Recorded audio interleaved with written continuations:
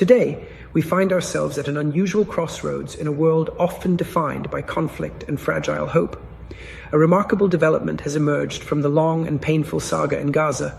Former US President Donald Trump and Israeli Prime Minister Benjamin Netanyahu have come together to announce an ambitious 20-point ceasefire proposal. This plan aims not only to halt the violence, but also to secure the release of the remaining hostages and lay groundwork for a lasting peace. It proposes a delicate balance: ceasefire first, followed by steps like disarming Hamas's military wing, international oversight, reconstruction efforts, and ultimately a pathway toward Palestinian statehood under transitional governance. Yet we must appreciate the complexity here. Hamas has already rejected similar overtures before, and their response remains the pivotal question.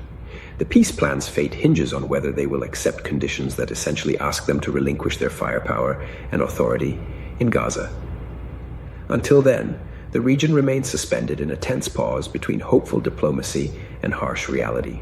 Amidst this urgent drama unfolding in the Middle East, another profound story is making waves.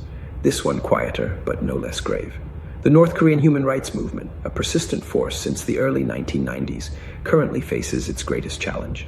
Despite decades of steadfast testimony from escapees and activists who risk everything to shine a light on systemic abuses in one of the world's most closed societies, the civic space for these voices is rapidly shrinking. The documentation of violations, ranging from political repression to forced labor and denial of basic freedoms, remains a testament to human resilience, but also a stark reminder of how entrenched and relentless this crisis is. As global attention fluctuates, the courage of those who continue to speak out becomes increasingly vital.